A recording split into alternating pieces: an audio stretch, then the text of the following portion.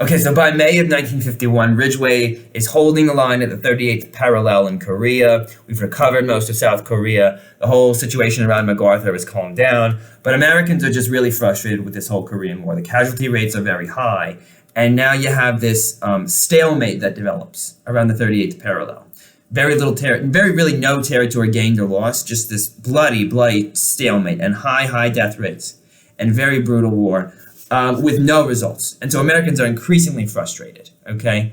And Truman's increasingly looking for a way out of this whole thing, okay? And he's, of course, they're talking to the Chinese, trying to negotiate a peace, but the Chinese and the Koreans are kind of not being cooperative on the issue of prisoner of war exchange. So they can't go forward until, we know what's going to happen with the prisoners of war. So as they're trying to work it out, Truman is considering the options, right? And of course, one of the options is to use the bomb or to essentially give an ultimatum to Korea, to China, or to the Soviet Union, really, who is the main backer of China and Korea. Without the Soviet Union, then the war would end, right? And so the idea was to maybe give an ultimatum to the Soviet Union, not to say like we're going to drop the bomb on you, but to say, we are going to basically declare an all-out global war. We're going to start with China. We're going to declare war on China. And, of course, that's going to then lead to necessarily a war with the Soviet Union, okay? Because the Soviet Union can't have China being invaded and collapsing. It would totally start to unravel the communist sphere of influence, right? So Truman is very aware that if he takes a hardline stance, if he gives an ultimatum and he says we're going to declare war on China, he knows that that's going to lead to a third world war, probably, okay? And there are those in the cabinet who are willing to consider it, okay? And by 1952, the stakes are even higher because the United States has tested the first hydrogen bomb, all right? And they detonate this bomb out in the South Pacific at a test site, and the explosion is 700 times more powerful than the explosions at Hiroshima or Nagasaki. One hydrogen bomb about 700 times more powerful than an atomic bomb. Unbelievable, right? And so this is like terrifying. And, the reality is if you were to blow up a few of these hydrogen bombs in a very populated place, you could kill millions of people in an instant. This is horrible. And so, Truman is aware of that. And, unlike the atom bomb, the hydrogen bomb, the scientists had formed a coalition for the most part against it, but research and development had gone forward through some Hungarian scientists who were refugees and understood the threat of the Soviet Union firsthand, and they were very motivated to give the United States the advantage in this arms race. So in 1952, though, we've got this horrific weapon, we've got the possibility of a third world war, and we have an increasingly frustrated,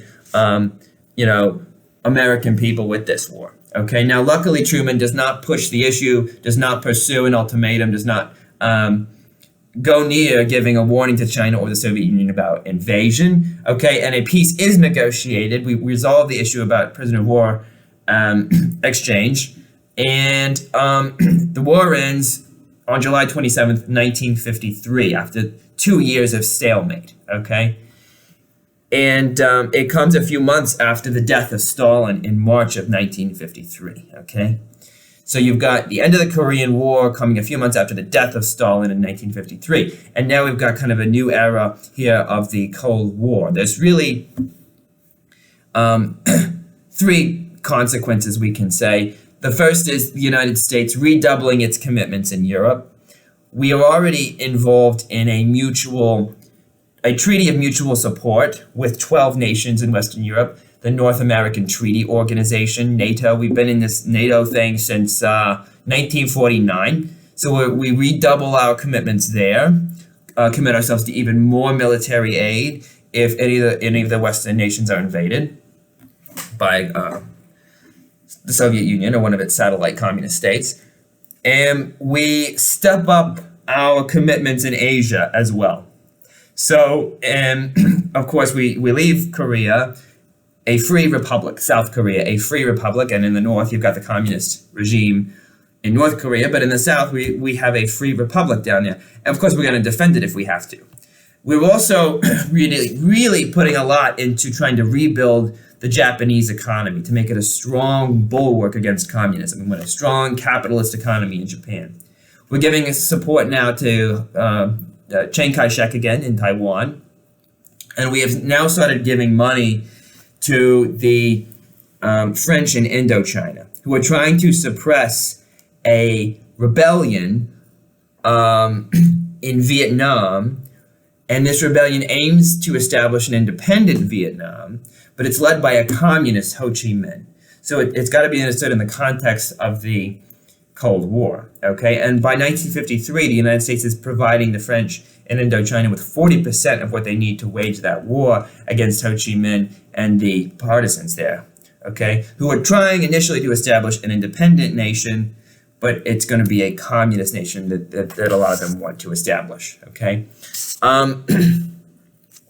And then, so number one consequence was redoubling our commitments in Europe. Number two consequence was increasing our profile in Asia. And in both cases, we see the United States, even more center stage in terms of global politics. And then the third consequence here is really kind of the height of the anxieties in the atomic age. You have a full-scale Red Scare starting in 1953 with the end of the Korean War. This is when they start having the nuclear bomb testing procedures in the schools. Like they'd send the air raid sirens off and the kids jump onto the desks, or they walk home sometimes.